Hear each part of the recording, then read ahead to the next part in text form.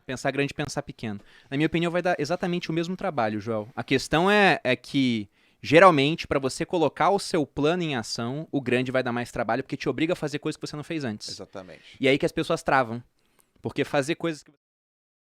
Arquivo 1. As pessoas ricas acreditam na seguinte ideia: eu crio a minha própria vida. Arquivo de riqueza 2. As pessoas ricas entram no jogo do dinheiro para ganhar.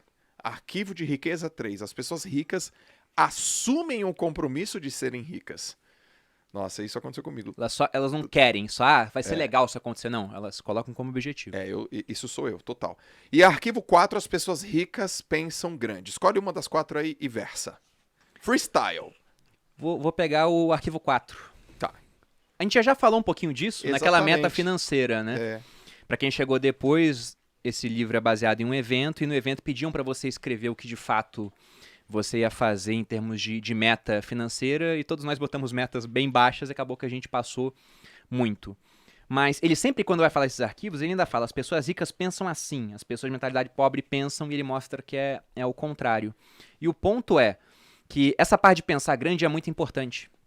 Porque se você pensa pequeno, para chegar no seu objetivo, e não tem nada de errado em pensar pequeno em prazos mais curtos.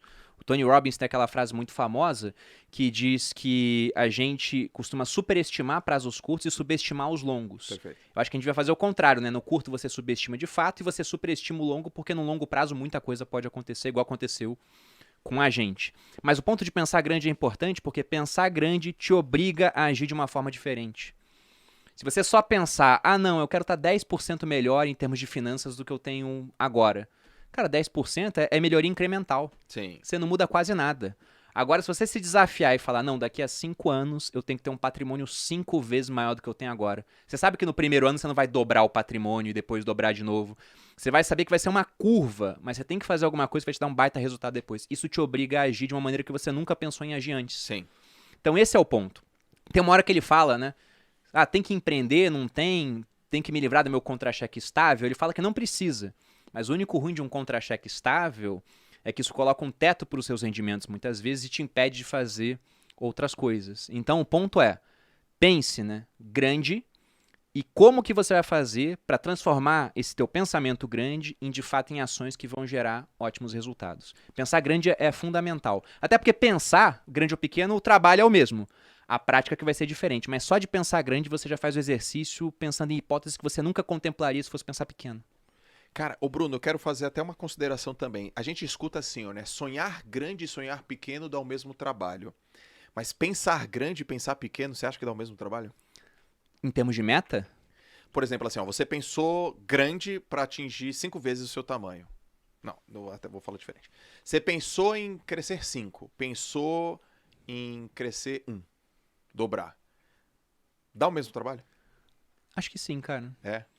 Se você, vamos supor, eu gosto de separar períodos do dia para pensar. Não que minha cabeça respeite esses períodos, né? Ela costuma pensar depois disso também.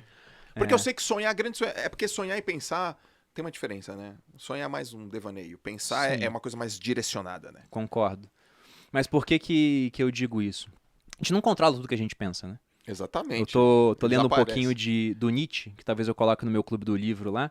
Tô pensando se eu coloco, porque a filosofia do Nietzsche é assim: ele cospe tudo num livro e foda-se você pra entender, então tem que ter uma aula antes pro pessoal aprender a ler Nietzsche e uma depois pra falar sobre o que leu. Primeiro palavrão. Foi de fato. E foi citando Nietzsche. Já faz um Reels aí, ô Kaique. É palavrão com classe, velho. Aqui a conversa, galera, é Lorde. Vai por mim, pô. Mas o Nietzsche, ele tinha uma ideia, ele tinha uma frase dele que ele falava: há algo que pensa em mim. No seguinte sentido, de que o que você pensa é só uma fração daquilo que tem na sua cabeça, né? Ele fala que você tem um mar, por exemplo, e alguém num farol com uma lanterna ilumina um trechinho do mar. Aquilo que você tá pensando, mas há uma série de coisas que você não tá pegando. E ele ainda fala: quem é o cara que escolhe pra onde tá apontando o farol? Ele fala: não é a minha mente consciente, é, sei lá, o meu corpo que tá fazendo isso. Mas ele fala: você não tem controle sobre tudo que você pensa. E pra ele, inclusive, aquilo que você pensa é a parte menos importante do seu pensamento no final das contas. O que tá em volta que é muito mais importante. Mas por que eu tô falando isso? A gente tá falando sobre pensar grande e pensar pequeno. Pensar grande e pensar pequeno. Na minha opinião, vai dar exatamente o mesmo trabalho, Joel. A questão é que, Geralmente, para você colocar o seu plano em ação, o grande vai dar mais trabalho porque te obriga a fazer coisas que você não fez antes. Exatamente. E aí que as pessoas travam. Porque fazer coisas que você não fez antes assustam. Você tem medo. E ele tem um arquivo de riqueza que fala disso, né? Que os ricos, as pessoas de mentalidade rica, agem apesar do medo, enquanto as pessoas de mentalidade pobre, elas ficam travadas pelo medo. Sim. E se você deixar que o medo te trave, você não faz nada diferente. Se você não faz nada diferente, você fica no mesmo local, apenas com melhoras incrementais. O que pra quem ganha muito bem, talvez seja interessante, mas pra quem tá na merda, tá endividado, precisa de renda nova, não tá satisfeito com o trabalho que tem, é a morte, pô.